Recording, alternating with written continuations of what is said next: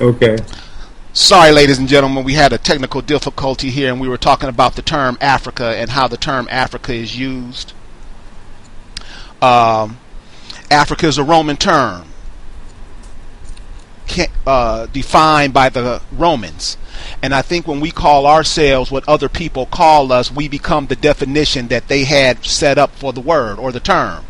So the term Africa is not a term that the people on that continent came up with. The term is not what the people came up with. So when we call ourselves that, it's like ourselves calling ourselves United States citizen. What is a United States citizen? What is an African?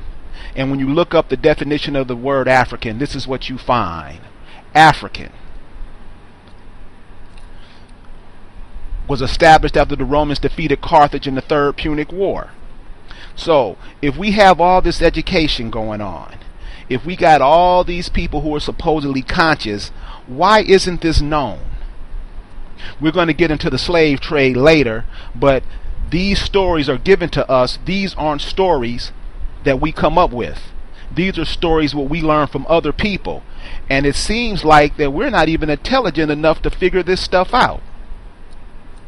And that's what Bobby Wright was saying. He was telling you, if you let other people define you, if you accept my definition of the world, I will rule you.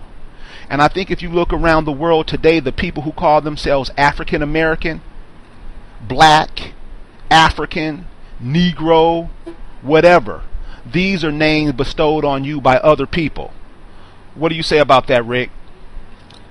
I say that you're correct on everything you said. It's just that we always don't know who we are, or we let other people define us. These words go back to the Romans, as you said earlier, and until we figure out that these words are not words that our people make. As a matter of fact, if you can even go to the so-called continent called Africa, and most people there wouldn't tell you that they were African. They'd tell you they were from whatever country they're from. You know, like Kenya, Ghana, you know, any country over there. They wouldn't even call themselves African. So why are you calling yourself African? But do you see where that confuses us? I mean, if you look around what's going on in America today, I mean, the news is filled, but I don't have to watch the news. I can just walk outside my front door. And the way that we are behaving, I like to liken it as we're fish out of water. By the way that we act, the way that we talk, the way that we treat each other. And I think this is, and I don't think, I know, this is from how we look at ourselves through the lenses of other people. So the term African, all the term African means is a Roman slave. Now, please, you can call us at area code 256-849-2227 if you would like to speak to us or shed some more light onto the situation. But tonight we're going to be doing words and definitions on what the group who call themselves African Americans, what they call themselves. So feel free to call in. That's area code 256-849-2227. Look up the term Africa and where the term came from. Also, when you do some work on look up the term Africa, you will find out that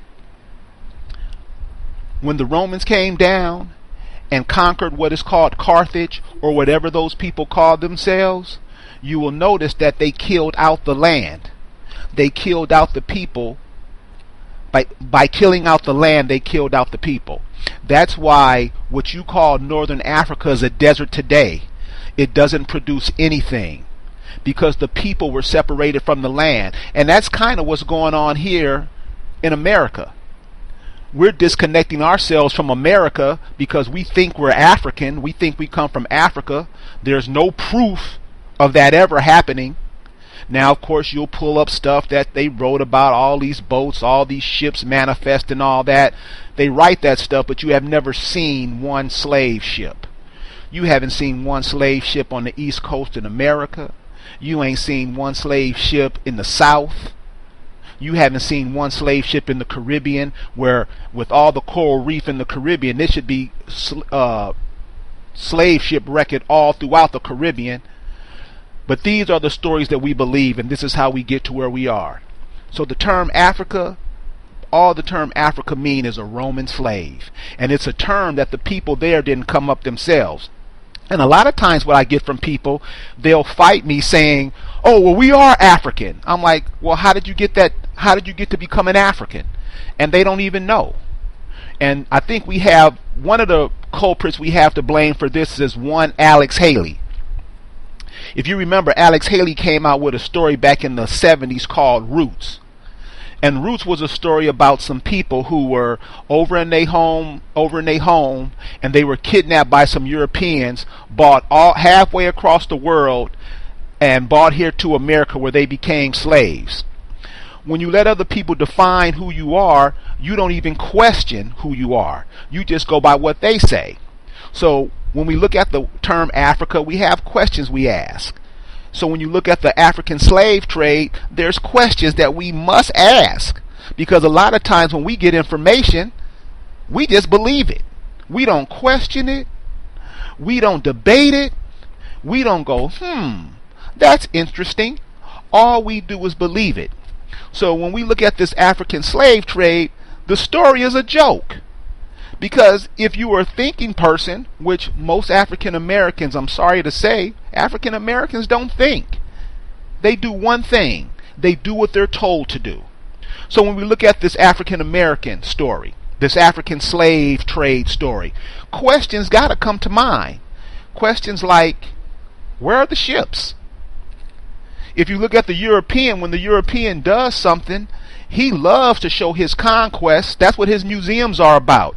He loves to put in his museums what he has done in the world.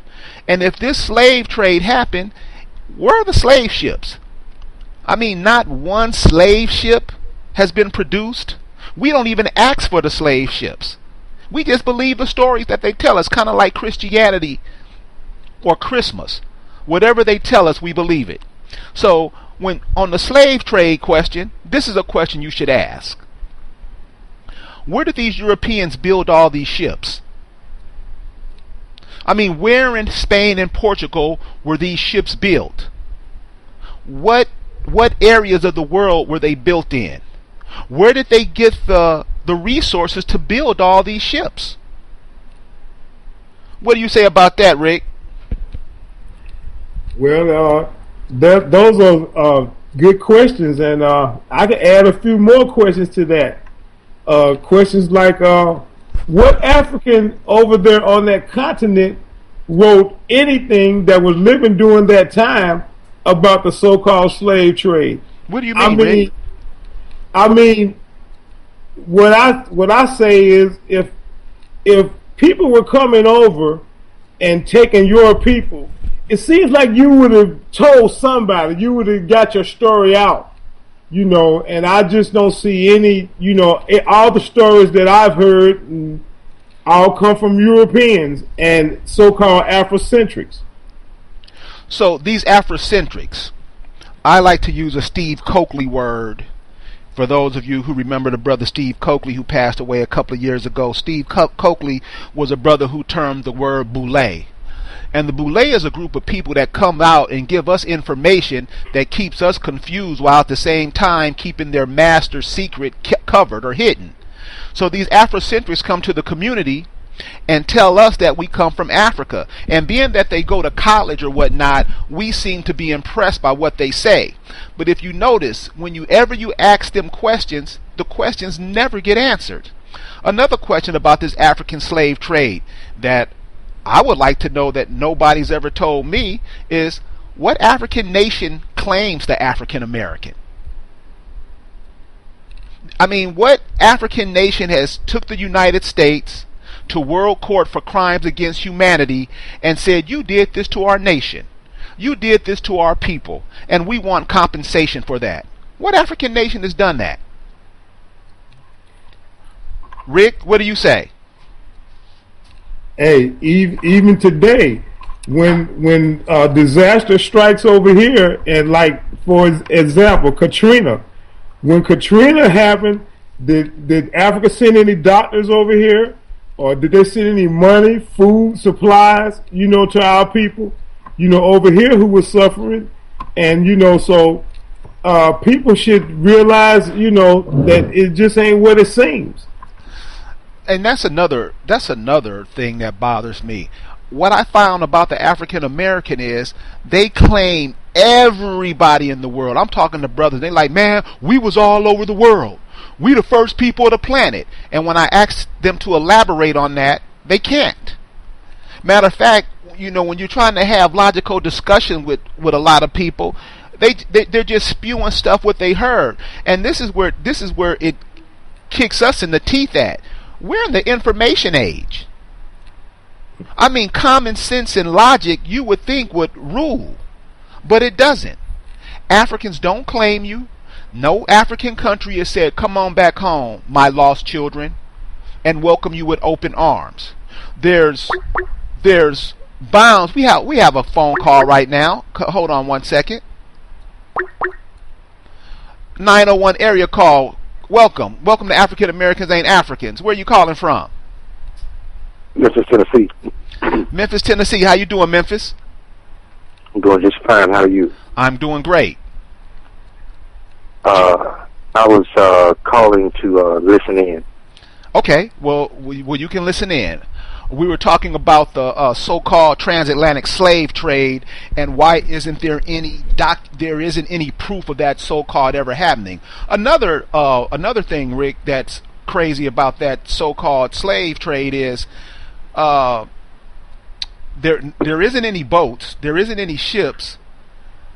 Another question I have about it is how would the people, if they were bought from halfway around the world?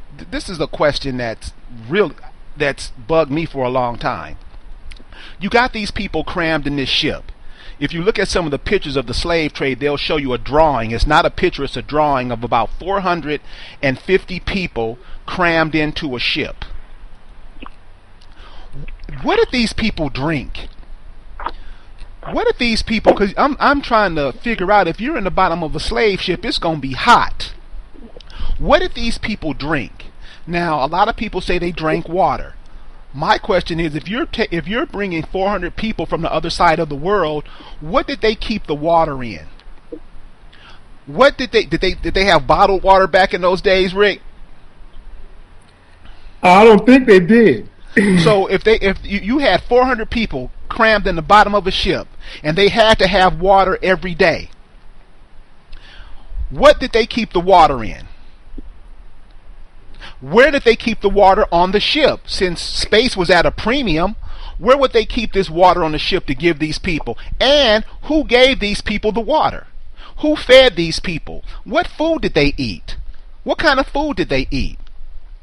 And then, of course, if you eating and drinking, you have to get rid of that waste. So you mean to tell me you got people on the bottom of a slave ship pissing and shitting on each other, swimming in it? How'd they clean out the ship? How'd they get that urine out the ship? Did they have females there? And if they had females on the bottom of the slave ship, were any of them pregnant? Were any of them on their menstrual? I'm sure they were on their menstrual cycle, but how did those people survive that? And these are some of the questions that we have to ask. Because we don't ask no questions. They tell us Santa Claus is coming to town, and we wait up for Santa Claus. I used to live in California, and in California, they have people who put cotton on their roofs and their grass to simulate snow. That's how deep we're into being defined. So this is how other people define us. They give us definitions and terms. We take on those definitions and terms, and we become those definitions and terms.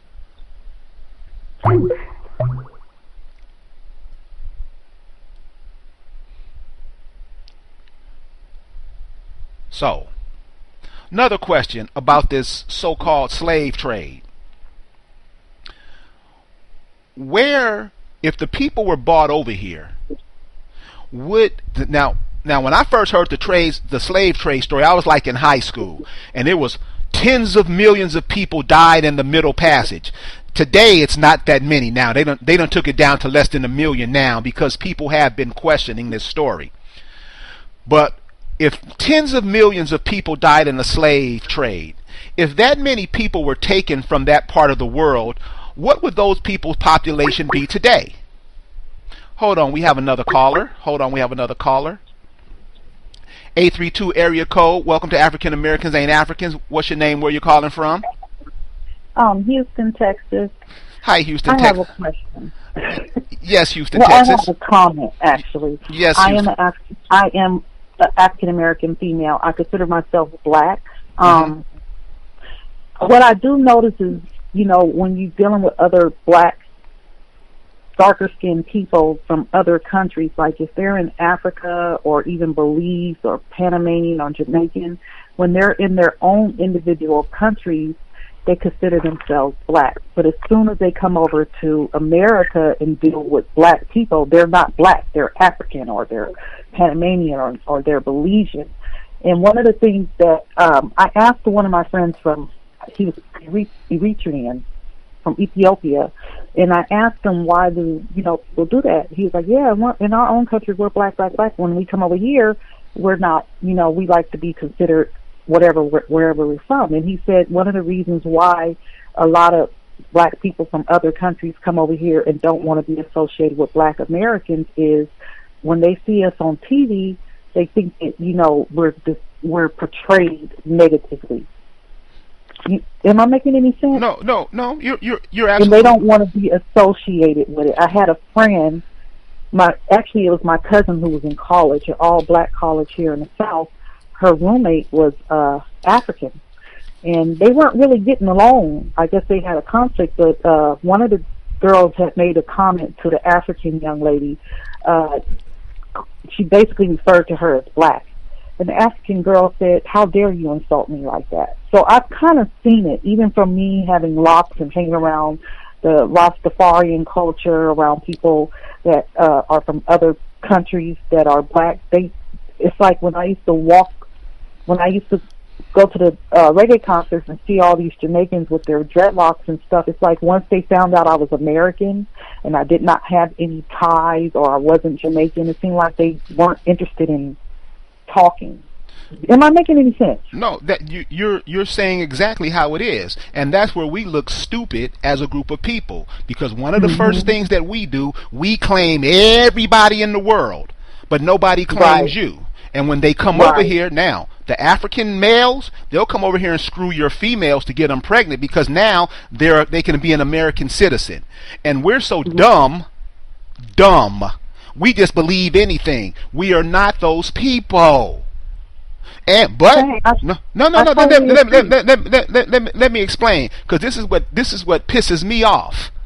Here we are, these people. You just said that when these people come over here, they don't claim you, but we licking everybody in the mouth. Then when you look up. All you got to look up. The reconciliation between Britannia and her daughter America. Look up Indian warrior entering his wigwam with the scalp. Look up the maps that these Europeans drew when they got here. All it is us. That's all it is. And with us, we don't even like to do no research. We are in the information age. And all you got to do is pull up. Africans don't claim you. Our females. One of the ways that Rick and I was talking about one day is American females and African females don't look nothing alike. Oh, I'm here in Houston, and they have a very large African population here. I mean, I was really surprised coming from L.A., where we have mostly Belizeans or Panamanians. We had Africans, but they were like Ethiopians. But over here they got Nigerians, people from Cameroon, from Liberia. These are Africans, and I swear to God, when I drive around, I can look at them and tell that they are African. Right. I can tell that they're not black. And another thing, out here in Houston, a lot of the Africans have a lot of hair braiding studios. They really don't like us. All they want is, and I'm not trying to, promote separation and stuff, but they really don't. Like I say, they think that we're. how can I put it? They're like ashamed of us. No, what? Right? Am I making any sense? Yeah, you're making And sense. it's the same thing with the Latinos. Like when I look at Mexican people, they call themselves Mexican, but I think they're a confused race too, because if you look in the history books, they look like the Indians. You know, they don't know that they're Indians. They claim they're Mexican. No, you're not Mexican. The Spanish people are white with blonde hair. You guys look like the Indians that we learn about in history, but they don't associate themselves with that. They want to, it's a made-up race of people, just like black Americans are a made-up race of people. You can't send me back to Africa and I won't be able to find my roots. I mean, my people have been here since the beginning.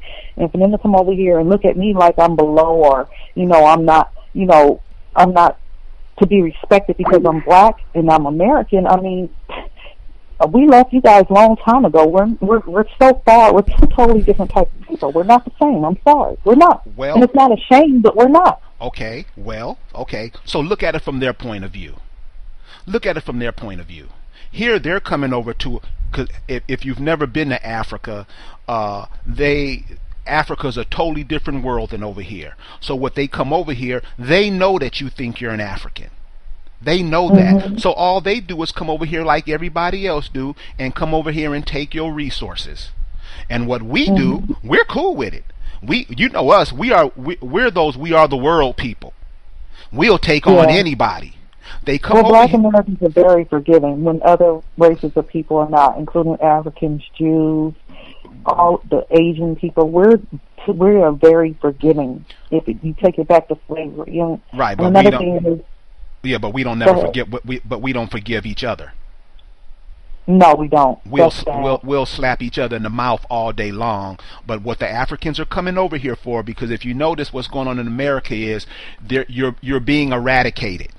You have a movement going on where so-called African American females, males and females, hate each other.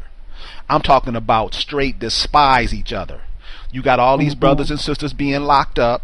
You got all these brothers and sisters going over to these other nations, fighting in other nations for the United States when we're getting dogged out here. Now, 45 years ago, Muhammad Ali, Martin Luther King told you, do not fight these people's wars.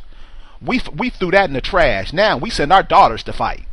And you think the world is going to respect you?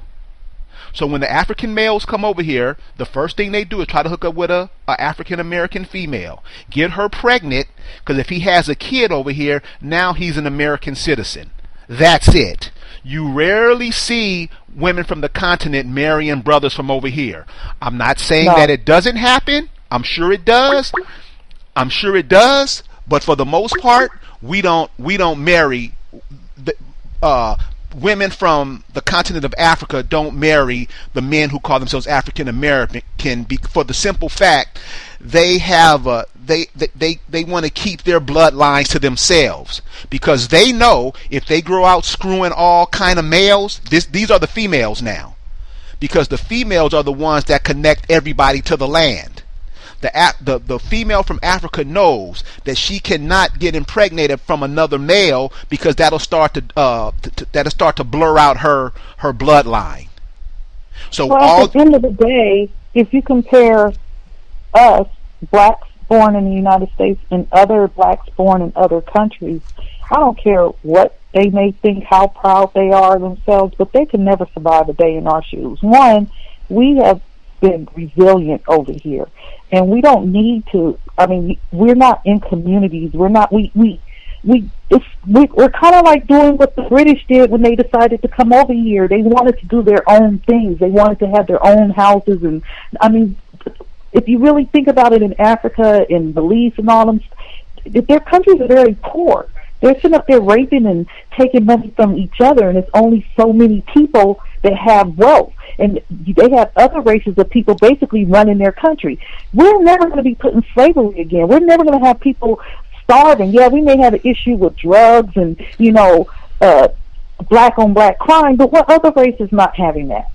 You understand what I'm saying? We are a strong people, and these people sit up and they talk mess about us, these other races of people, Asians, Latinos, any other race, they come over and talk mess about us, but they're leaving their countries to live in a country where my ancestors built this. Why come they can't do that in their own country? I mean, I'm just saying they don't realize it. No, they do realize it. They just hoping that you don't realize it, because when we talk, pay attention to the people who call themselves African American. Pay attention to how they speak. We sound like idiots when we talk. Like you just said, when one of them persons come over here and say, well, where are you from? Why are you running away from your country? And you will kick them back in their hole, because they coming. You not leaving. One thing I can say about us over here, we're not apt to run off to another country like everybody else is doing. We fine. Right, we cool over here, but everybody's trying to run over here to make you feel guilty about something. And the only way they can make us feel guilty about being something if we don't know who we are. So that's this is our stuff. This is ours. I don't care regardless of what other race come over here, I'm going to tell you the indigenous people of this land are the Indians and then us. This is always going to be ours. Let me clarify something for you. You ever heard of a term called West Indians? Yeah. Who are the West Indians? The people in the Caribbean. Okay. The term Indian, if you go back when the Europeans came over here, the term India, there wasn't a country called India. That what you call India today, back in those days, were called Hindustan. Look it up.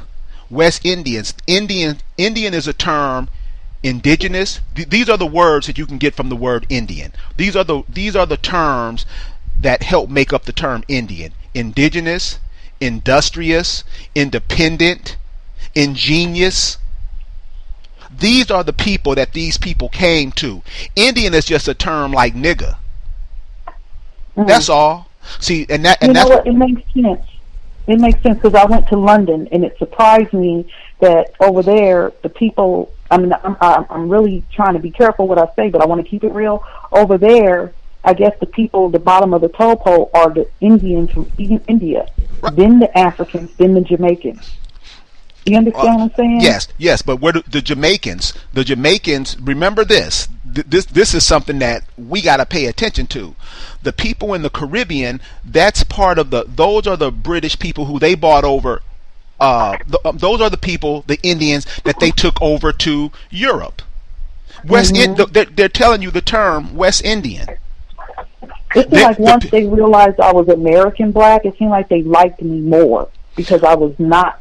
Even when I was in London, I spent a couple of days there, and I went, touring around looking at the city, and I would meet people, like ask them directions, and that I was not Indian or African. It's like they wanted to be my friend because I was American. Even the black people over there, I talked to a couple of people that were from the Bahamas and from Africa. It's like everybody wanted to be my friend simply because I was a black American. Right. Now, when you were over in London, did you get what was the vibe over there as compared to here? Everybody, I want to move to London because I felt like I belonged there. I mean, I felt like I was like, I didn't feel like a minority there. I felt like I was kind of like exotic. That's my honest opinion. I felt exotic because I was American. So as an indigenous female over here in America, how do you feel here at home? I feel like a race of people. I don't feel like I'm just a female, American female. I'm always going to be a black American female. I'm always going to be female, but I still am black. You understand what I'm saying? Over there, it didn't feel like that. Okay. I don't know how to explain it. I guess because everybody liked me. I don't know if it's because I was, but like I say, they're not nice. They're tired of the Africans and Indian people there. Like, for instance, George Michael. George Michael's father is Greek. His mother is British. If you know George Michael, he was in a group called Wham. His partner, the guy that played his band member, Andrew Ridgeley, his father was Egyptian and his mother was white. So here they are in London. They're growing up there, and they said that when they were growing up, they were discriminated against because both of their parents were not purebred English. So they knew that if they went to other neighborhoods and people found out that one of them's father was Greek or the other one's father was Egyptian, they would possibly get beat up. And I'm sitting up here and I'm looking at two white guys. Right. Well, You you understand? no, I know, I understand what you're talking about, but I'm glad you're bringing up this term black, because that's the next term we're going to discuss. The term black. What does the term black mean? And where the so-called African American black Negro people over here in America, where we're getting termed out at, is because we don't understand what these terms mean. Now, the rest of the world knows.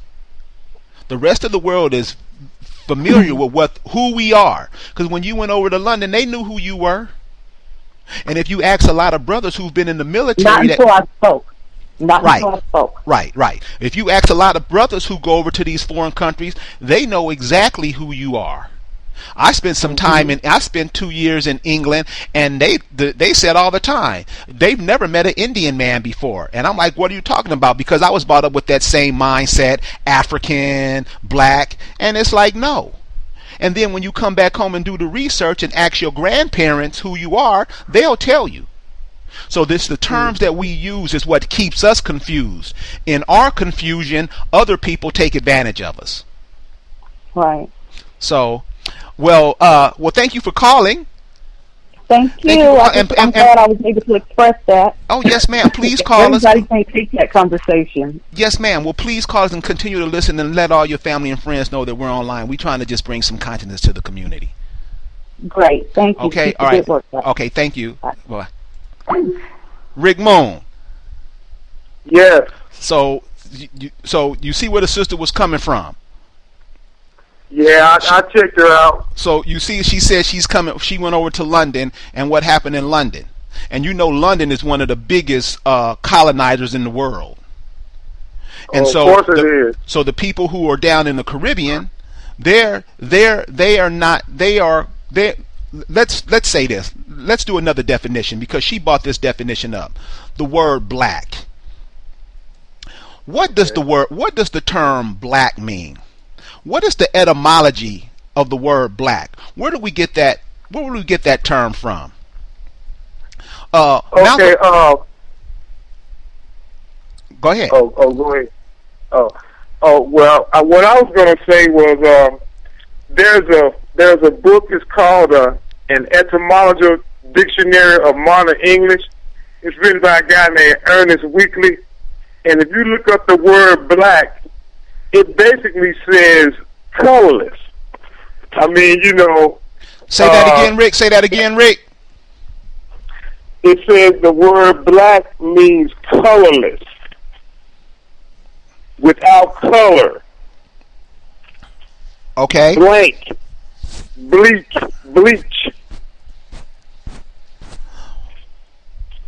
When there's a sister out, if you listeners want to look up a sister named Yafa Bay, The Fall of Rome, I think it is. She does a nice etymology search of the word black. And I would suggest that you check her out. But check this out. Black is the color of decomposed matter. And I want to ask the listeners, have you ever seen someone who is the color black? No. Malcolm X once gave a speech on the definition of black. It's a term used by the Europeans to dissociate themselves away from the indigenous people so they can kill them and steal their land. It's interesting how this word has progressed through the European lexicon. The word got its start in the Indo-European word called beleg. Found its way into the old High German language as blah. So the word black in the old German language used to be called blah. Now, Rick, you were saying something about bleached out? Yes, it means bleached out, it's blank, colorless. It's just really basically. Also, another meaning is white, because white is also colorless. Right. So, and this is or what I meant. Color. Right. And so this is what I mean about how we confuse ourselves with these terms. And we're going back to what Dr. Bobby Wright said. He who defines rules. If you accept my definition of the world, I will rule you. And another thing that we have to remember is that when we use these terms, we're not an autonomous people. When we use these terms, other people around us are looking at us or listening to us call ourselves that. And they know what these definitions mean. But I want to go back to the old High German definition of the word black, which is blah. Rick, from what you understand, what does the word blah mean? Blah, blurry, nothing. Nothing. Get away from me. Blah, blah, blah, blah, blah. You ain't saying nothing. Right. So when we term ourselves, or when we take on these caricatures or these names, this is what we start to become. And I was talking to a brother earlier tonight. He didn't get what I was saying, so I gave him this example. I said, when I was coming up, when hip hop first started, I was listening to people like Public Enemy, Kool Moe Dee, people like that, where they didn't call women bitches and hoes. Over the past 30 years, this term bitches and hoes has taken on a whole new definition. And the females who vibrate to that definition, you see their behavior. Now, it's a term that these ignorant brothers call their mothers, their daughters, their sisters, their aunts. It's a term that we refer to our females to, but when females start liking these terms and start bopping their heads and start dancing and vibrating to that frequency, they become that definition. And for me, I don't see why that's so hard to understand. We take on these labels and we take on these terms and we call ourselves that, and this is what we become. So, since we've taken on this term black, we have become nothing. We don't produce nothing. We don't teach our own children. We don't have our own economy. We don't make our own clothes. We don't make our own medicine. We don't do anything but rely on other people because we look at ourselves in an inferior position. See, it would be wise for us to ask questions. How did the indigenous people view themselves? What were the languages that our ancestors spoke? What were the languages that your great-great-great-great-great-grandmama spoke? What were their standards for life? What did life mean for them? What did they believe their purpose for life was? And I think these are I think these are legitimate questions. If we're going to get out of the box and start thinking and seeing ourselves as something that belongs to this earth or a part of this earth, we're going to have to change the way we view ourselves. What do you think about that, Rick? Yes, we are going to have to change the way we look at ourselves. And speaking of definitions, how about this one? The definition of the word slave, and this is a word that Europeans have changed around and put on us, and we think it's part of our history. But if you look up the word slave, it says Slav of Central Europe having been reduced by slavery by conquest. You know, and they're talking about what they're talking about is a group of people like Russians, Polish, Czechs, Bulgars, Serbs, Croatians, you know, Greeks, Turks, you know, people like this. These are European people. These are they're called Slavic people, and that's where the originality of the word slaves come from. And they've found a way to twist that around and put it on us now. And now we think that we're the slaves and we have no history of slavery. But Rick, do you see how you see the so-called African American, how we're acting in America today? And I'm not just talking about the poor people. I'm not talking about the people who are, you know, they always show the downtrodden on TV. I'm talking about the ones with all the money. I'm talking about the ones that have all these European amenities. How we're acting as a people is like we're fish out of water. And it's like we're disconnected from everything. And it's like the sister who just called when she was like, when Africans come over here, they look at us like, you know, they look down at us. Then take your ass back home. You running away from where you running away from where you live, coming over here, and then gonna put down the people over here. But what gets me is our attitude towards all this. If you talk to the so-called African American, then they're every day what they think and say, and even if you give them the information, they will cuss you out. It's like the sisters say, we have very little love for each other. And I say one of the reasons why is because we're disconnected from this land right here, America. We're gonna define America in a minute, but we're disconnected from the land, and it's like we're a fish out of water or a bird with no wings. So, right, and then well, what I was going to say was, then you have these Africans. I basically consider them runaways because we don't sponsor those people to come over here. Somebody else does, not us. You know, and they come over here.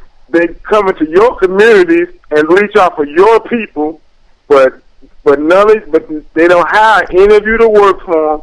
None of them live in your community or none of that. But we still treat them. You know, they treat us like dirt, and we just continue to make them prosper and not thinking about ourselves. Memphis, are you still with us? Memphis, are you still with us?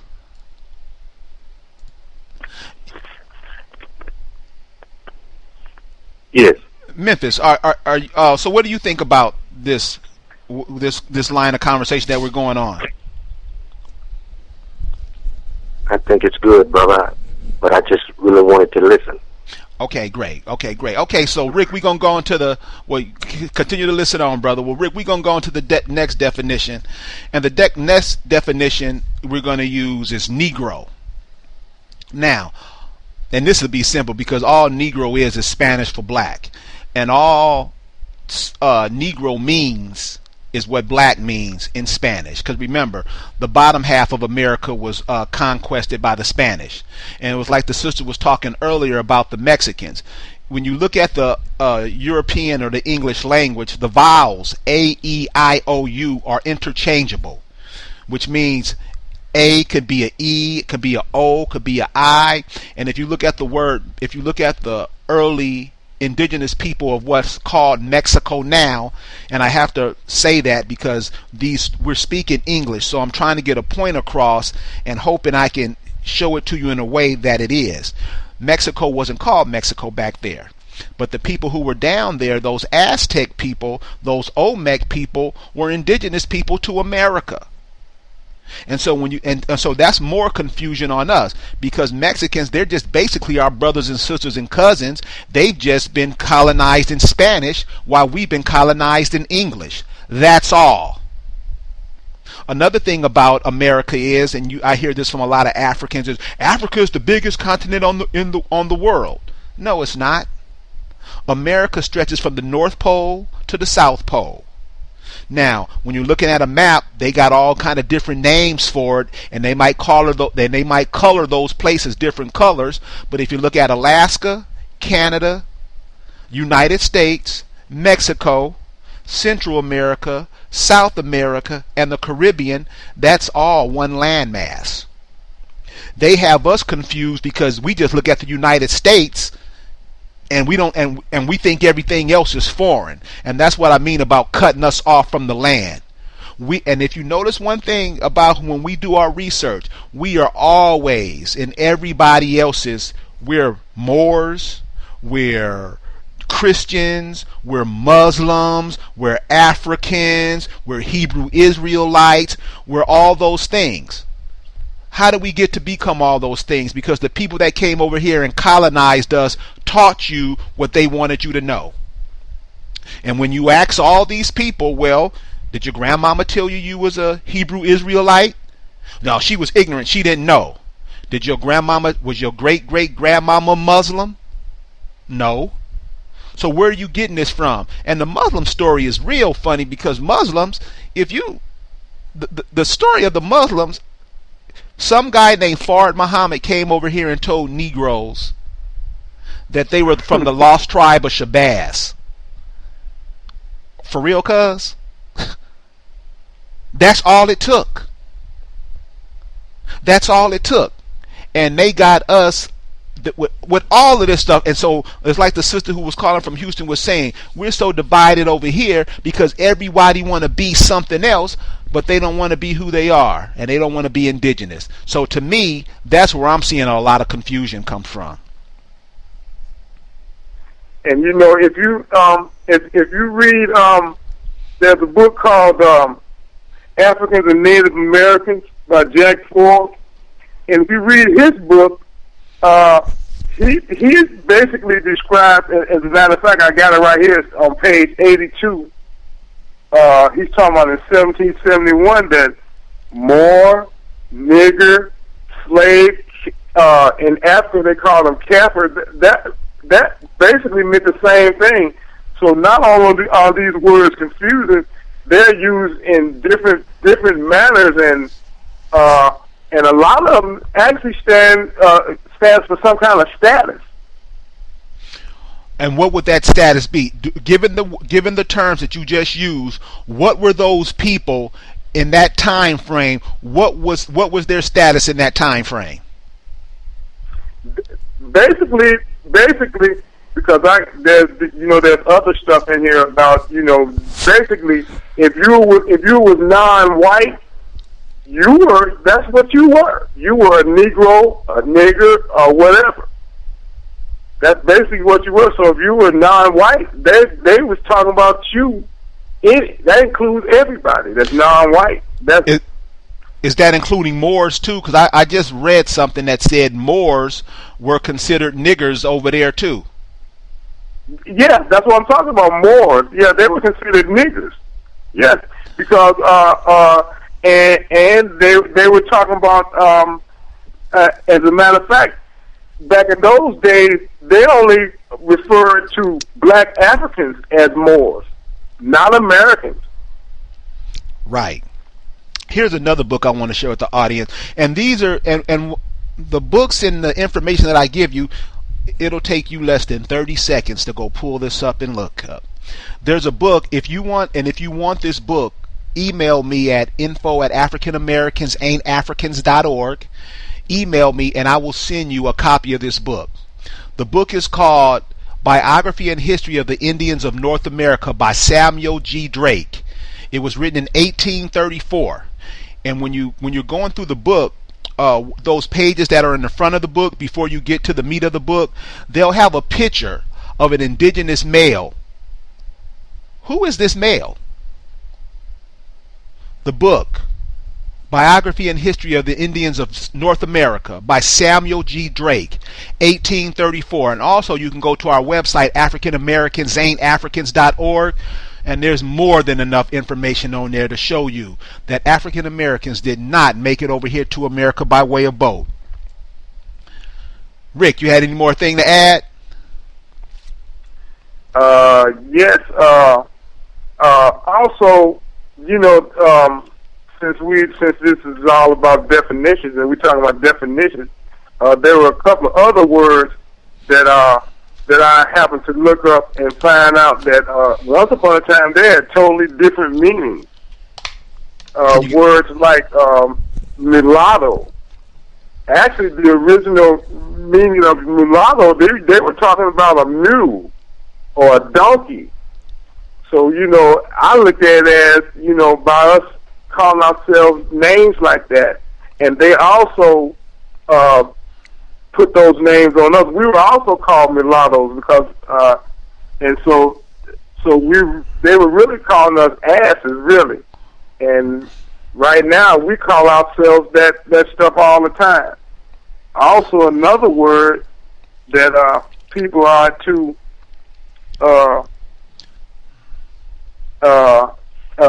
hip on is hybrid.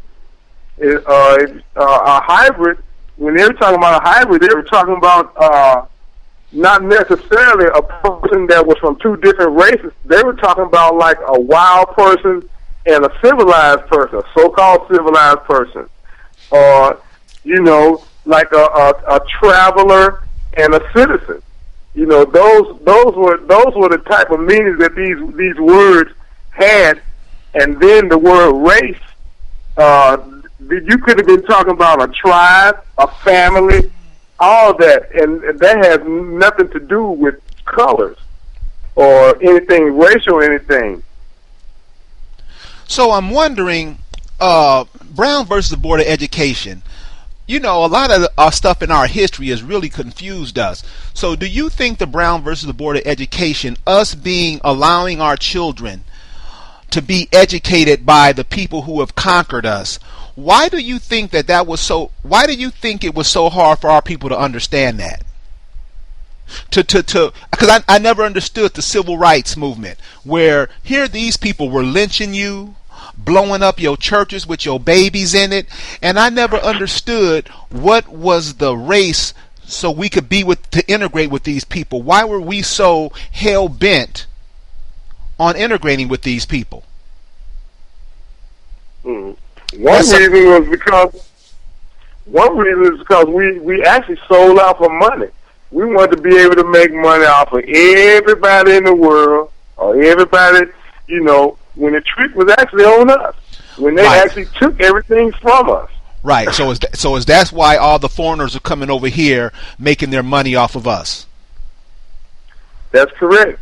So as a matter of fact, go ahead. I'm sorry, Rick. Oh, I was going to say, if you go back to before the civil rights sham, we were buying from each other. We were 90% entrepreneur back in those days. So, you know, so stuff like civil rights and stuff, those were actually downfalls to our people. Well, another term that I want to discuss is the term minority. And the term minority to me is we take on that word like, again, another word like African, another word like black. The term minority means you're a minor. You need somebody to look after you. You need a guardian. But minority, but how we use the term minority is interesting to me, because the term minority means that it's a small group. So if we are that small of a group, how is it that all of these other nations are coming over here making money? I'm talking about millionaires all day long. If we are a minority, how are all these foreigners coming over here making all this money off of us? If we're the minority. And that's what I mean. We take other people's definition of us and use them for ourselves. We don't even think about that. The next definition, here's another definition I want to check out. American. Now, one of the things, check out this definition about America. Now, you can find this online, 1828 dictionary. Just type in 1828 dictionary, and it should be one of the first entries that show up. Here's the definition of American. American. This is the noun. American. A native of America. A native of America. Originally applied to the aboriginals or copper-colored races found here by the Europeans, but now applied to the descendants of Europeans born in America. The name American must always exalt the pride of patriotism. Let me read that again, because I hear a lot of so-called African Americans talking about, I ain't no American, I'm an African. American, a native of America. Originally applied to the aboriginals or copper-colored races found here by the Europeans, but now applied to the descendants of Europeans born in America. So, and if you take the word America, and remember, America, the English language is a language that's used to confuse. Its number one goal is to confuse, because remember, the English are the Angles, are the English, and the English are German. So we're not really speaking English, we're really speaking German. But when you break down the word American to the words that make up the whole word American, that's am, I can. When you break that word down, it's basically saying people of the forest, inhabitants of the forest. Now, I know you've been taught that some guy named America Vespucci, that is named after him. No, it's not.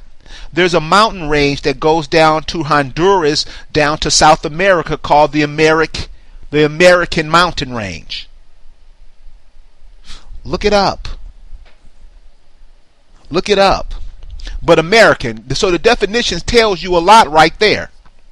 American, why would the Europeans come over? So why does the definition says originally applied to the Aboriginals or copper-colored races found by the Europeans, but now applied to the descendants of Europeans born in America? What does that mean?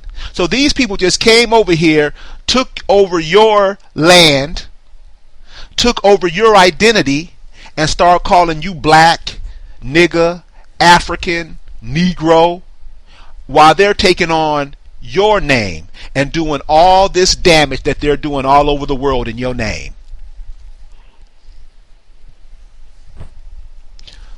Get the first dictionary ever published in America and look up the definition of American, and this will definitely change your mind about some of the words and some of the titles and some of the terms that we call ourselves. Rick, did you want to comment on that?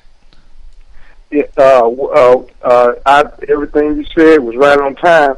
But to add a little bit to that, you can even go to the 1849 edition of that dictionary, and the meaning doesn't change at all. So there's 20 years right there where the meaning of that word never changed. Rick, we were talking one day, you were talking about the population over on that west coast of Africa. If millions of people were taken from that part of the world, what would their population be now? What kind of place would that be now if millions upon millions of people were kidnapped from that part of the world? Well, it depends on who tell it, they would even have minus population in Africa. Because we heard all kinds of stories. We've heard up to 600 million. We've heard 300 million. And there's the only thing that I found on Africa, population-wise, is about 1850. And then at that time, the population was about 95 million. So, and that's the whole so-called continent of Africa, not just West Africa, where they say we were brought from. You know, and I'm saying, you know, what happened to all those people? You know, would you even have a population over there if that many people came over on the so-called Middle Passage? I don't think so. So when they say that, but now applied to the Europeans in America, isn't that called identity theft? Yes, it is. Yes, it is. Yes, because it is. That's like me going over to Britain, or me going over to France, calling myself French. And right. that's basically what they did. And the last part of that definition is crazy, because it says the name America must always exalt patriotism. Who are the patriots? Yeah.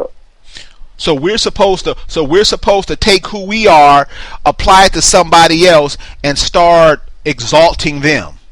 And this is exactly what we've done. Right. There's a quote I want to read. And this is from a guy named Francis Pastorius. This is in 1700. And when they came to America, this is what they observed of the people. Quote, "They are, furthermore, serious and of few words, and are amazed when they perceive so much unnecessary chatter, as well as other foolish behavior on the part of the Christians. Each man has his own wife, and they detest harlotry, kissing, and lying. They know of no idols, but they worship a single all-powerful and merciful God who limits the power of the devil. They also believe in the immortality of the soul, which, after the course of life is finished, has a suitable recompense from the all-powerful hand of God awaiting it." Now, these are the Europeans when they came over here. This stuff is it's in the wide open. They're talking about us. And I think what they've done, they've taken how we are as a people and used this and use that against us. And a perfect example I want to use is Michael Jackson. Michael Jackson, after he's seen that he destroyed himself, he wanted to, remember the song he's had, They Don't Care About Us? Remember he started writing songs about kite me, don't you do me like this. But what's confusing about Michael Jackson is he spent his adult life trying to turn himself into one of them. And to me, this is the exact road the so-called African American is on. Right now all you hear in all the social media is about this show called Scandal, how sisters hate brothers, how brothers hate sisters, things that brothers are saying to and we're going to get into this a little later on, Rick. Let's talk about how the brothers did sell out, how the brothers sold us out, especially our females, in order to be in order to be pseudo-Europeans. Right. Because see, when the European came over here, they didn't come over here with guns ablaze like they tell you. They came over here, and like that passage I just read, they observed. And they told brothers, look up where the term pimping comes from. Look up what a pimp is. The term pimping comes from when these Europeans came over here and they saw what you had going on over here, and they saw that the females basically were running the land, not because of they were queens or anything like that, because females, they had the children, and they have to teach the children to be in one with the land. Every man has a mother, and the man's job for what the female produced on the earth, the male's job was to protect it and make sure it was delivered to other nations and other people that they were going to trade with. So our definition of man is a European definition of man. And if you pull out the Bible, this is one of the places where we get our first education from, is the Bible. When we go to church to get Christianed, that's our second dab into the European world. When you look up when you look up man in the Bible, remember, man was created by Lord God. This is in the Bible. I mean, this is page 1. You don't have to go no further than page 1. This is why I said, shame on us for being this stupid. Because this stuff is right in our face. Man was created by Lord God.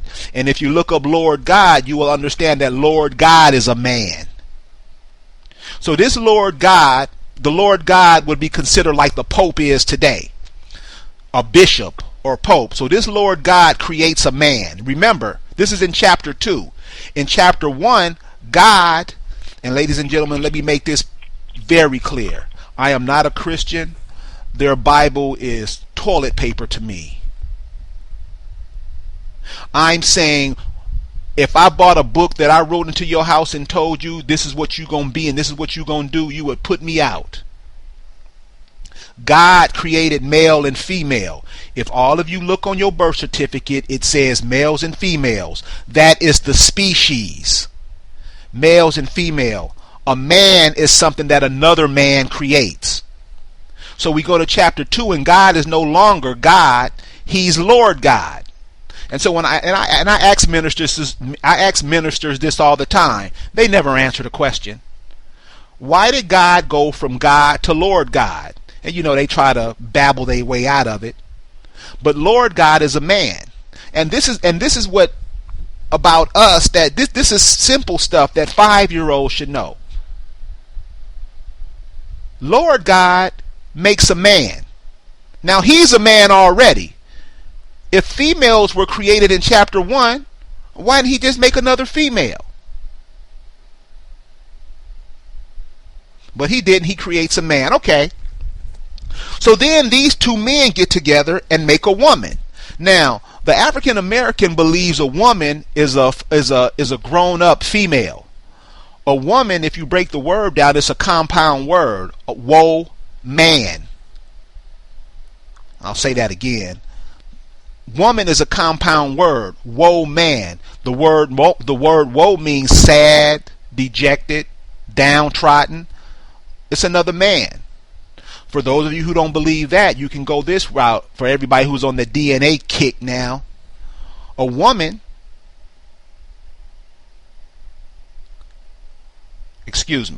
a woman,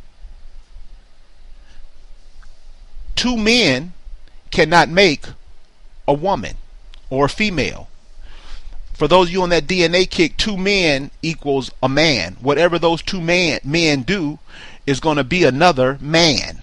I mean, this is just simple, basic DNA, common sense. Two men, if you just took let's say if you can clone like Frankenstein, out of those two men, you're not going to get a woman or a female. Does that make sense? Rick, does that make sense to you? Makes a lot of sense. As a matter of fact, it also says in that Genesis 2 that he took a rib from Adam, who is a man, and then created a woman. And when I look at that, if you take anything from a man, all you getting is another man. And that's it. Because only females can have males. Right. And I think this is one of the reasons why it's so important for brothers to dog out females so much in America. What is that? What is this that where we treat our females so bad, yet we have love and respect and adulation for everybody else? What is that? So I'm just bringing up these terms, ladies and gentlemen, because I want you to know this is how we got to be where we are. We have let other people come in and train us, just mind rape us all day. And what gets on my nerve is that all this education we supposedly have.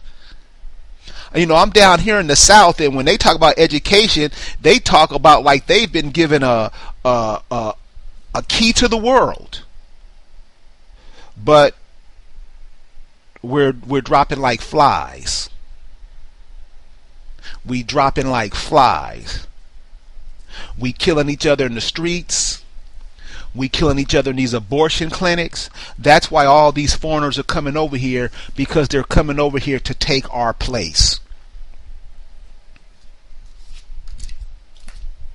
256-849-2227. African Americans Ain't African Radio. Please call in if you have any questions or comment. Rick, what else you have for us? Yeah, and for all you so-called Christians out there, why don't you go? You can get any dictionary; it don't make no difference, and look up the word Cretin, which is Cretin, and it'll say idiot is as one of the meanings, and another meaning of it is Christian. So I mean, Rick, you know, Rick. Now, come on, now. I know you're not. I know. I mean, I'm with you. Because I just ask people all the time. Look up if you look at the history of Christians, what have they done? What have Christians done the world over? Nothing that has benefited the world. What have they done? What have they done to you? Since you've been in close contact with Christians, how have they been towards you? Have they been loving? I wouldn't say loving. No. Have they been kind? I wouldn't say that either. I'd say they've been selfish. Now these are Christians, Reggie. These are the people that come on TV every moment of the day telling you how loving and kind and how you need to get to Jesus. But this is what I wanted to share with the audience, because this is a nice point from the Bible. Deuteronomy 7:1. This is from the New International Version of the Bible. You can King James Version basically say the same thing. And when I talk to Christians, it's something about us when we're having a conversation and you ask questions or you bring up facts, we get a brain fart all of a sudden. This is what I ask all Christians. This is Deuteronomy 7:1. Check this out. When the Lord your God brings you into the land you are entering to possess, and drives out before you many nations, the Hittites, Girgashites, Amorites, Canaanites, Perizzites, Hivites, Jebusites, 7 nations larger and stronger than you. And when the Lord your God hath delivered them unto you, and you have defeated them, then you must destroy them totally. Make no treaty with them, show them no mercy, do not intermarry with them, do not give your daughters to their sons or take their daughters for your sons, for they will turn your children away from following me to serve other gods, and the Lord's anger will burn against you and quickly destroy you. This is what you are to do. This is what you are to do to them. Break down their altars, smash their sacred stones, cut down their Asherah poles, and burn their idols in the fire. For you are a people holy to the Lord your God. The Lord your God has chosen you out of all people on the face of the earth to be his people, his treasured possessions. Now, when I ask Negroes this question, who was he? Is this what the Christians did to your people when they came in contact with your people? African Americans More than that. Go ahead. Oh, more than that.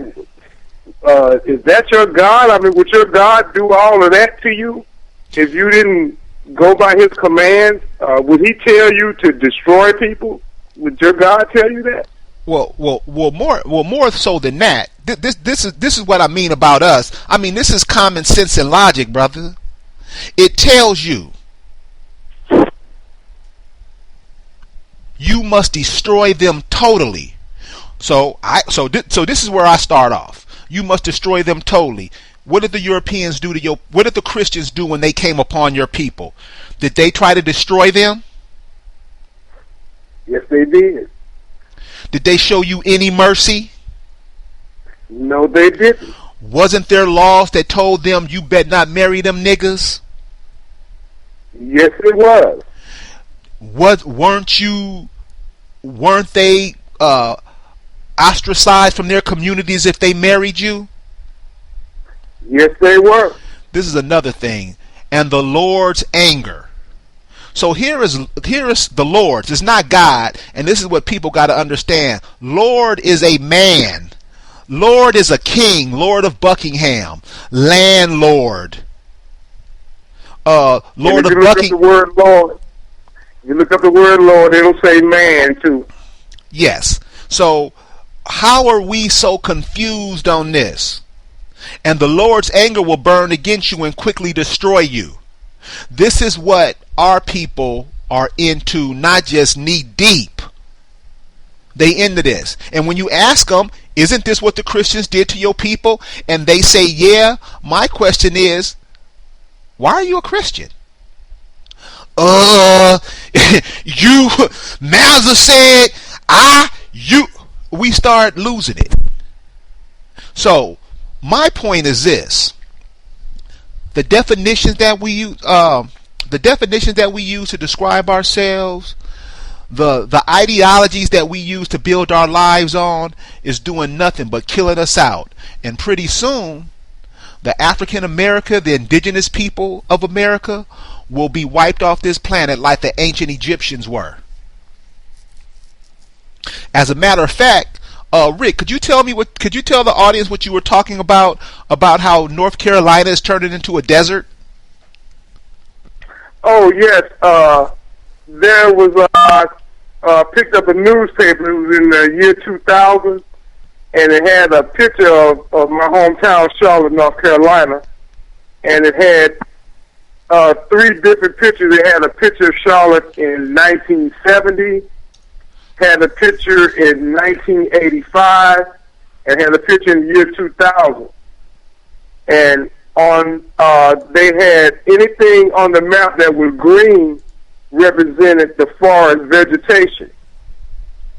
Well, in 1970, the city of Charlotte was 70% forest.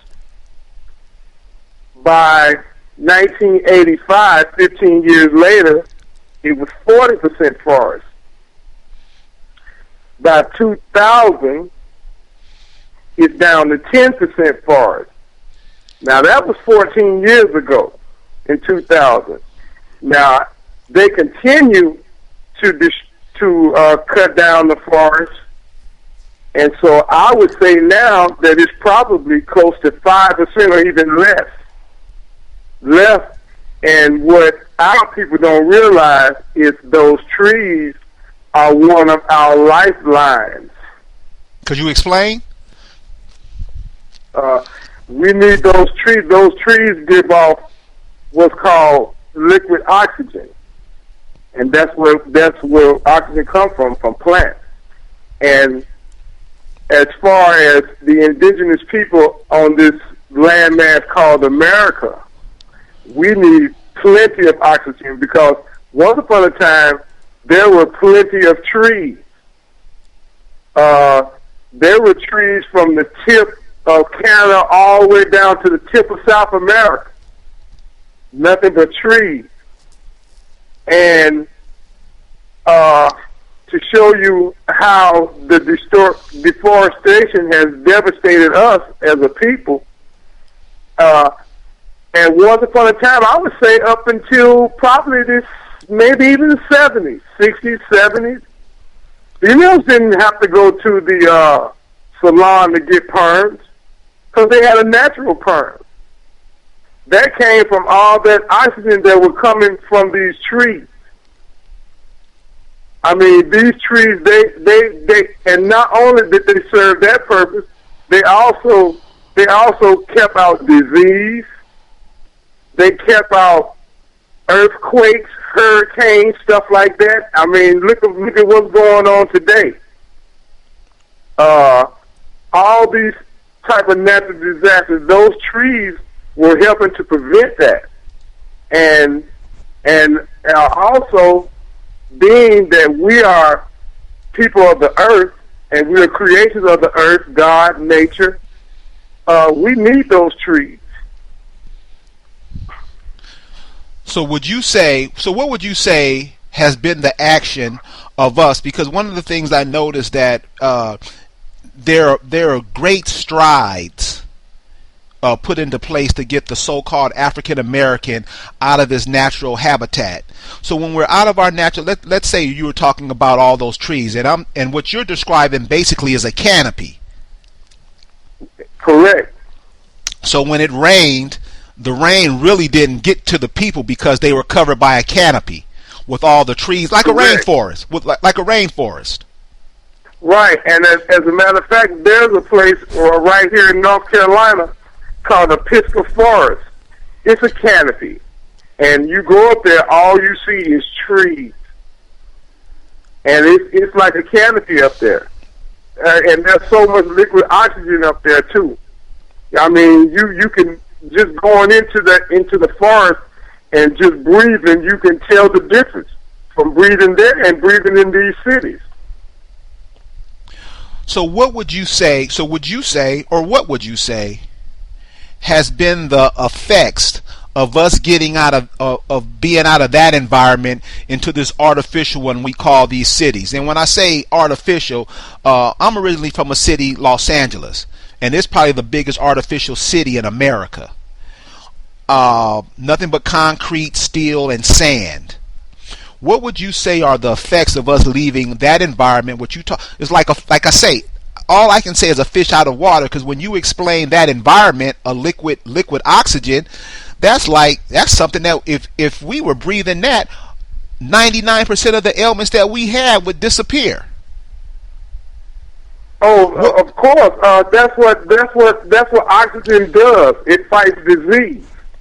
So the more oxygen you got, the better you can be able to fight disease. There was a time where our people lived to be 150 and even older, and that was one of the main reasons why.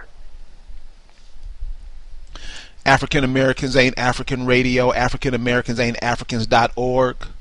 Please visit our website. There's all kind of information there that lets you know that the so-called African America is no way connected to what we call Africa. Now, sure, there are some who are over here now, and there are some that, claim to be us, but you have not heard one African nation say to the African American, come on home.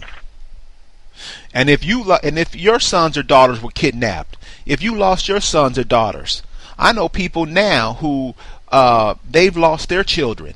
They still grieve for their children 20 years later. If that happened to us, don't you think that those people would be welcoming us back home? What do you have to say about that, Rick? Let's go. Let's do some more definitions. One of the things when you're in America, you notice that you have names that aren't European names. Names like Alabama, names like Mississippi, names like Tennessee. These are the indigenous tongues of the people of America. And if you look at those people in those lands, Memphis, Tennessee, nothing but indigenous people in Memphis, Tennessee. New Orleans, Louisiana, nothing but indigenous people. Damn, Mississippi, Alabama. These people didn't come from Africa. These are the indigenous people here. And Rick, on our last program we had, a lady was asking how was it that she connects herself back to America, and you were telling her something about the forest and how so-called African Americans, they blend in with the forest, or they blend in with that habitat. Could you explain that again? Okay. The forest is the natural environment in this landmass that we call America. All the indigenous animals, the deer, the turkeys, squirrels, all these type of indigenous animals come from the earth. And if you look at them, they're the same colors as the earth. If you look at the soil, it's the same. All the soil, it's the same colors of the animals, of the trees. When the leaves turn in the fall, they turn into the colors of the earth. And so the earth created its own environment. And one thing that people don't know, the earth also created its own people. And the people that were created in the forest here in America are right now intentionally by design called African Americans.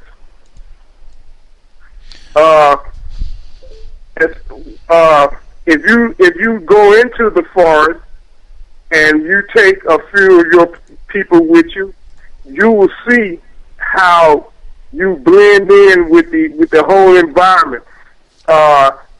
You look like the animals are the same colors as you. Even when we create new family members, they're the same colors of the earth, all the way from the lightest to the darkest. We are the only people in this last mass called America that's able to create all those colors. No other people can create those colors. Native Americans can't create those colors. Europeans can't create those colors. None of these people who actually what they did was they actually took our heritage and gave it to somebody else. And that's why we have trouble trying to find our heritage ourselves, because it's been hidden from us, and we've given other people the credit for what we did. Go ahead. I'm sorry. But you could look at the trees and look at the texture of the bark on the trees, and it looks a lot like dreadlocks, which is how the people's hair grew back in the days. Back in those, well, you see it now, you know, and it's, you know, you, and then you can also imagine somebody else in those woods. Imagine so-called Native American in those woods, or European, or even one of those Africans. And I'm telling you, they will stick out like a sore thumb. That was one. That was one of the reasons why Europeans had to create light, because they couldn't. A lot of times, they couldn't distinguish us from the environment. So they had to find a way to do that. Yes, another term you just talked about is the term native. This is another definition that seems to confuse us. The term native, when you say Native American, a lot of us thinks that means indigenous American, and it doesn't. The term native, all the term native mean is a person born in a specified place or associated with a place by birth, whether subsequently resident there or not. And here's an example of that. Let's say you have now, when I say Mexicans, when I say Costa Ricans, Nicaragua, all that's a part of America. They're just different companies in this corporation called America. So let's say a Mexican lady comes to California to have a baby. She gets pregnant in Mexico, but her and her husband comes over to California to have the baby. That baby is now a Native American. He's not indigenous to America. He really is, because Mexico is part of America, but how the system is set up here, he is now a Native American. That's all native means. Native doesn't mean you're indigenous. Native means that you were just born here. Let's say a lady is flying from New York to China. She's pregnant. And when she stops in Seattle, Washington, she goes into labor in Seattle, Washington. Her baby is born here. That baby is a Native American. That's all that means. So I hope you can see now by how we get confused by all these terms. And the sad part about this is we don't even look these terms up. We are in the information age. This is why people laugh at us and dog us out the way we do. This stuff is right in our face, and we refuse. We won't even have a decent conversation about it. I talk to some young people, and all they do is cuss you out. That's all they do is cuss you out. When I ask, well, give me some information on what you're talking about. Tell me what the term black means. Tell me what the term American means. Who did your grandmama tell you who you were? Who of your aunts and uncles told you who you were? And man, you get beat up when you ask that. So I just want to bring that out, that the term native, because a lot of people use that term native to make it seem like they're native to here. And they're not, because a lot of people who call themselves Native Americans, their mothers are from other places, like Europeans. So you get a lot of these so-called Native Americans, their mothers are white. Now, we know how much brothers love white girls. So a lot of those Native Americans, and this has been passed down through the years, a lot of the mothers are white and the fathers are indigenous to this land. That's all a Native American is. They are not they are indigenous to, because remember, the mother is where the bloodlines flows through. This is another thing that has us confused, because brothers trying to be Christians, and this is one of the first things that the European tricked the brother on, is being a Christian. That's why you have all these churches in our community, because the church, the Christian church, the black Christian church, was used as a spy agency in the black community. They were used to spy. How dare you take the religious ideologies of a people who dogged your people out and make them yours? And this is how many of the so-called black men or African American men got to where they are now. They got it through pimping. If you go ahead, if I came to where you are, Rick, to Carolina, North Carolina, and kidnapped some of your females from there and sold them to the European for weapons, tomahawks, and all kind of other weapons, remove the females from the land, you would get upset and come do the same thing to us. And that's why you have a lot of us hating each other the way we do now. That's where pimping first came from. Brothers wanting to get weapons from the Europeans so he can subjugate his fellow brothers and sisters. That's what happened. That's where the term pimping comes from. So you have a lot of people. I know people who call the black man the devil. And when you listen to their definition or their explanation of it, all you have to do is listen, because you know truth when you hear it. If you ever look at pictures of the so-called slave trade and all that, you'll mainly see the females doing all the slave work and the males being the overseers.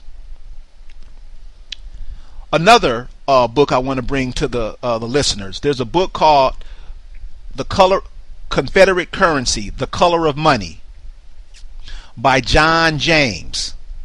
In this book, so-called African Americans used to be on the currency in America.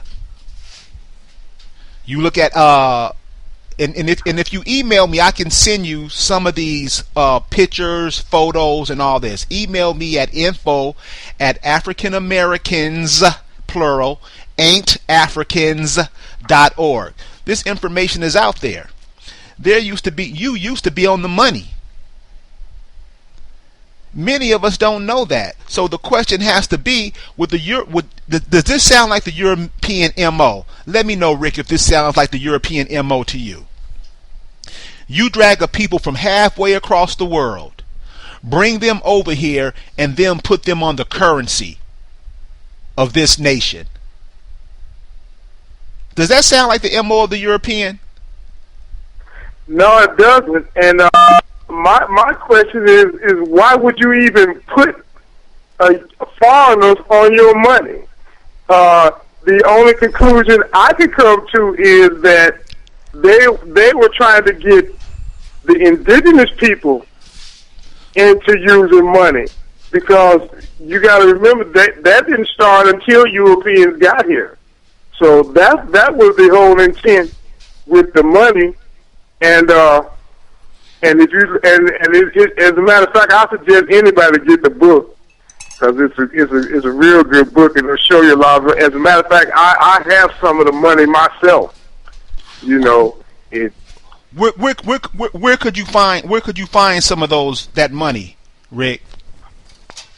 You could go to Amazon or something like that, and all you have to do is look up Confederate money. And you can find it. Some of them is very expensive though, but you know you can find up from 50-cent bills up to thousands of dollar bills. $2 bills, $3 bills, all kinds with so-called African slaves on them. African slaves on the money. Right. So who are those African slaves? Those were the indigenous people. As a matter of fact, if you watch the movie 12 Years a Slave, it tells you, that's another misconception about this whole African trade hoax. If you look at the movie 12 Years a Slave, the head actor, he's from New York. He gets food, they get him drunk, which to show you that's how they got, another way they got to the brothers over here was alcohol. They got him drunk and then chained him up. He's telling them that he's from New York and he's a free man, but they say he's a runaway from Georgia. And the Mississippi River was one of the main routes for slaves. I mean, first of all, You don't have to. It's not going to take 4 months to go down to Mississippi like it does to bring them all the way from Africa. It's only going to take a couple of days. Heck, you really don't have to feed them. And if I can take you from New York to Georgia, who you know in Georgia? I just separate you right, and they show you this in these movies. They show you exactly what they did. The name of the book. And you just have to. That movie. Go ahead. I'm sorry, Rick. Go ahead, Rick. I'm sorry. No, I was talking about that movie, 12 Years a Slave. No, I understand. I haven't seen the movie, but I just wanted to get, I'm just trying to give the listeners some information on that whole transatlantic slave trade was a joke. And I think using the book, the name of the book is Confederate Currency, The Color of Money by John W. Jones. It shows the indigenous people of America, and this is my take on putting the people on the money. It's like you said, Rick, the people didn't use money before. They just traded. So in order to get them to start using the money, they put their pictures on it, made them think that they were part of the economy, and tricked them out of it. Because quiet as kept, the empire of cotton, that is something that indigenous females created. The so-called African American female, that's her crop. And that's why it was important for brothers to go down and kidnap the females off the land so they can take over that crop. It's just that simple. You have to ask yourself, how would people who just learned that the world was not flat embark on such an endeavor? These are questions we got to ask. And I noticed in a lot of times, even when I was going to college and I would ask the teachers these questions, they would look at me like I'm crazy. We question nothing and believe anything that they shoot down our throats. A lot of people have these fantasy ideas about Dr. Ben, Dr. John Henry Clark, Dr. Ivan Van Sertima, all these people who are pontificating this African story. And the question you have to ask is, what job do you work and you don't do what the people who paying you tell you to do? What job do you work and you still on that job and you do the opposite of what they tell you to do? Rick, could you tell us the story about your conversation with Ivan Van Sertima?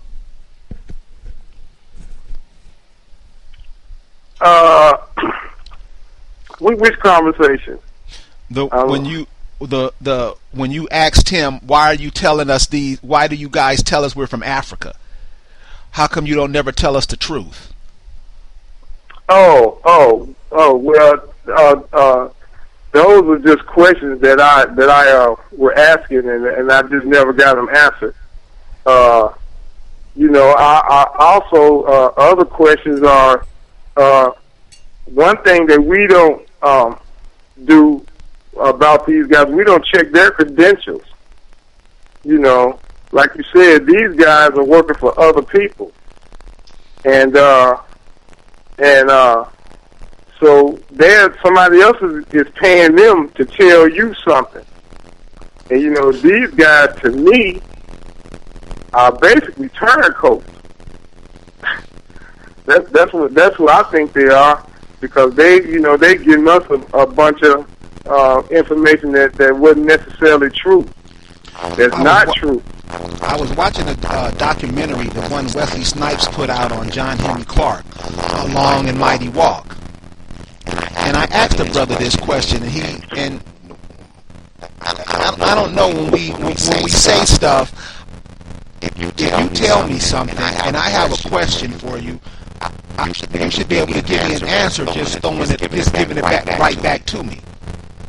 And I asked this brother, I said, John Henry Clark, in his documentary A Long and Mighty Walk, done by Wesley Snipes, John Henry Clark talks about the time where he went over. You got a vibration, but I still got a vibration. Yes. Okay. Well, let me just get through this. We're almost at the end. In along and walk John Henry Clark talks about how he went to Ghana with Nkrumah was the president, and him and Nkrumah had met when they were in New York. And so John Henry Clark tells the story about how he was over the president's motorcade was coming down the road, and he was standing in the president's motorcade, and he saw Nkrumah saw him and pulled the car over. And the first thing Nkrumah asked John Henry Clark is, "What are you doing in my country?"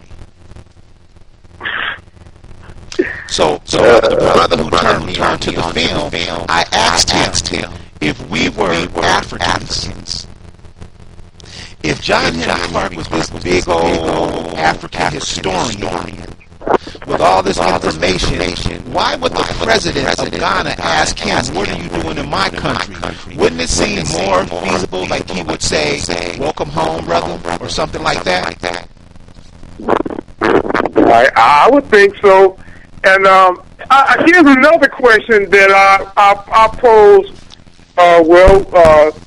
Unfortunately, John Henry Clark or Alvin Van Sertima aren't around to answer these questions, but there are other Afrocentrics out there. And here's my question for them is, if we're from Africa, can you trace your ancestry back to Africa? I've never heard any of these guys trace their own ancestry back to Africa.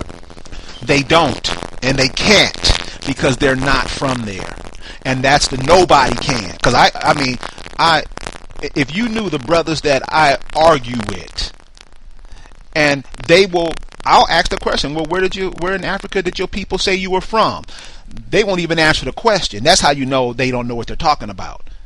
Where'd your grandmama say you in Africa you was from? Because if that happened, I'm sure that would be passed down. That would be a family heirloom. When you ask these questions, they run away from that question like fire. That question never gets answered. So what I'm saying is, and I'm not saying that education is a bad thing. I'm not saying that. But how we've been using education for, how has it helped us? Because to be really truthful about it, there's not much different between us now in 2014 than it was for us in 1700. So the name of the book is Confederate Currency, The Color of Money. Check out the book. You can go online and pull it up and look at it and just go through the picture. But order the book. The brother did a wonderful job on it. The author is John W. Jones. Check out the pictures and tell me who those people are. Another thing about that African story that's full of it is, so the Africans came over here and they were able to navigate the land like Harriet Tubman. They were able to locate the North Star, and these people were coming from another place. These people knew America like these people knew it. These people ran away and were able to set up other places like they claimed to have done. And another question that we are never asked, who were the people that were here when the Europeans got here? And again, if you go to AfricanAmericans.org, there's plenty of photos, art to show you. Definitions. The words that we use are used to keep us enslaved.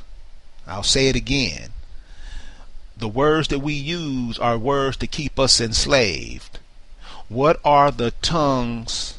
What are the language of our people? What are some of the clothes they used to make? How did they live? Rick just told you that we lived under a canopy. So building houses, that probably wasn't necessary because we were on the land like that. And if houses were built, how were they built? This is why it's important for them to separate us from our mothers and fathers, our grandmothers and grandfathers. That's why when we fall into their paradigm or their way of living, we are living like Europeans. And everybody out there who calls himself African American knows this. Everything you do, you emulate them. And that's not even your job here on this planet. That's just like ants trying to become birds. They begin to die out. And this is what's happening to the so-called African American. Rick, any final comments or thoughts you want to leave us with? I just want to say thank you to all the people out there listening on this conversation. I hope that you'll keep on listening, because I'm telling you, we are dropping some serious information that I think all so-called African Americans need to know. And with that, have a good night. I want to leave the audience with this. Since the African American has stopped working for life and chose to instead to work for death, our main job now in 2014 is to help destroy this earth. The trash that we create, the death that we create, the idiocy that we create. We're raising our children to be pseudo-Europeans, and to be honest, we're not really into life. We are more so into death.